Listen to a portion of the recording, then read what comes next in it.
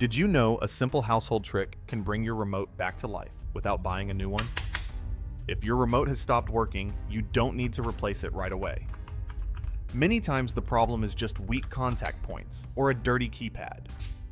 With a few tools you already have at home, you can check the batteries, clean the circuit, and restore every button so it works the way it should. These steps are simple, safe, and practical for anyone who likes to fix things around the house.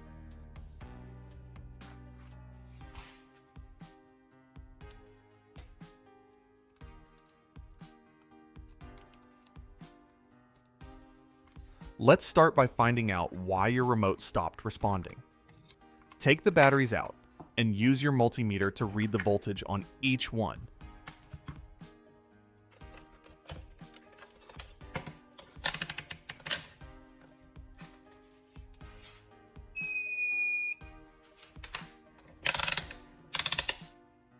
In many cases, the numbers will tell you right away if the battery is weak or still usable. If both readings look normal, the issue is not the power source. That means the problem is somewhere inside the remote.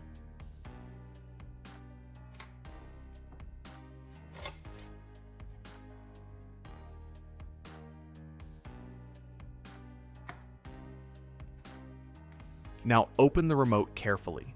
Use a small screwdriver to remove the screws on the back and separate the two halves of the case. Take your time so you don't crack the plastic clips.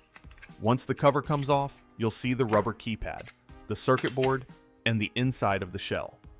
If you notice dust, moisture, or dirt on the keypad, or the board, that buildup can block the contact points and stop the buttons from working. That's your next clue. Now that the remote is open, you can clean the parts that often cause the buttons to stop responding. Take a cotton swab and dip it lightly in 90% rubbing alcohol.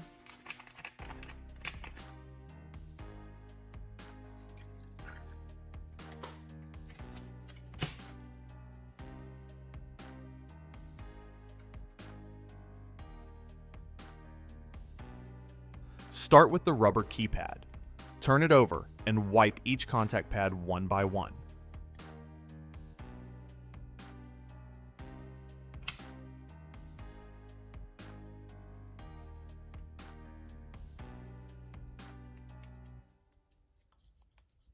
These pads pick up oil from your hands over time, and even a thin layer can block the signal.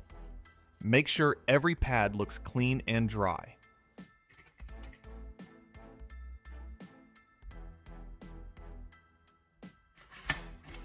Next, clean the circuit board. Look for the gold or copper contact rings under each button. Wipe them gently with a fresh cotton swab. Use slow, steady strokes so you don't scratch the surface. Alcohol is safe for this job because it removes dirt and dries quickly. If you see dust or crumbs around the edges of the board, wipe those away too.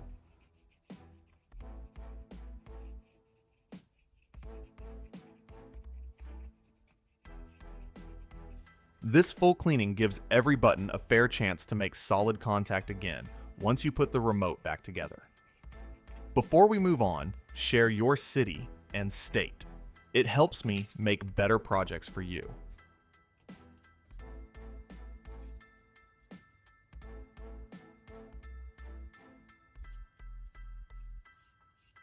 Then, clean the inside of the plastic shell. Dirt tends to settle in the corners and can fall back onto the board if you leave it there. A clean shell helps keep the remote working longer. Check the battery compartment as well and make sure the metal springs are free of corrosion. After everything is clean, you need to make sure the parts are completely dry before testing.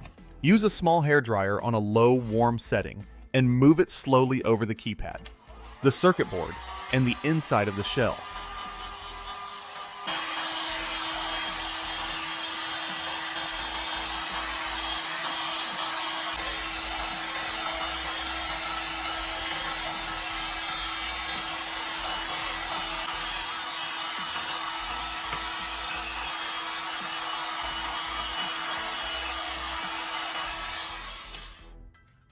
Keep the dryer a safe distance away so the heat stays gentle.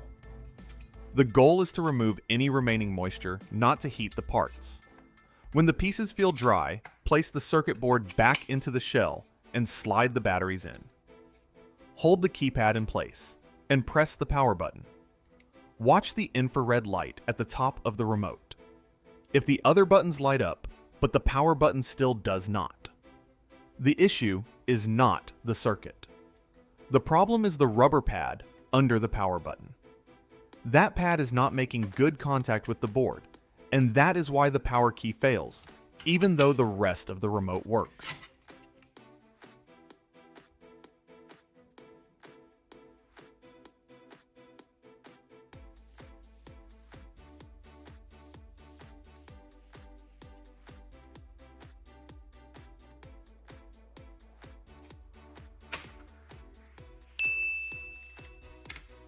To fix the power button, start by testing the rubber keypad with your multimeter.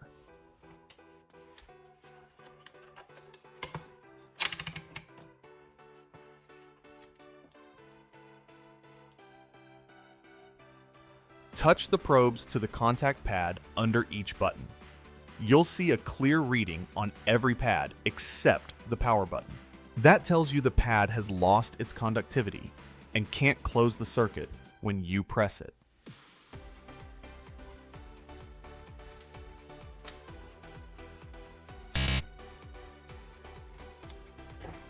A simple way to restore it is to add a small conductive surface.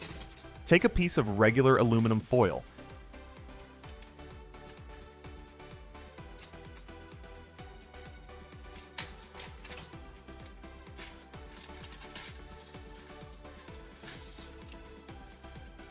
and cut a tiny square that matches the size of the pad under the power button. Keep it small so it sits flat without touching the edges. Place a drop of super glue in the center of the rubber pad and press the foil square onto it. Hold it for a moment until it stays in place. Make sure the foil is smooth and firmly attached so it makes solid contact with the circuit board when you press the button. This small upgrade will give the power key the same responsiveness as the other buttons.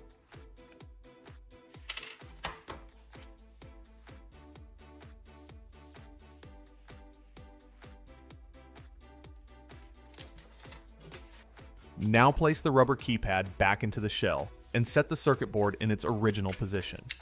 Make sure everything sits flat and the infrared LED lines up with the opening. Snap the two halves of the remote together and reinstall the screws. Put the batteries back in and press the power button. You should see the infrared light flash right away. Check a few more buttons to be sure everything responds the way it should. Your remote is now ready to use again. Your remote is working again, with every button responding the way it should.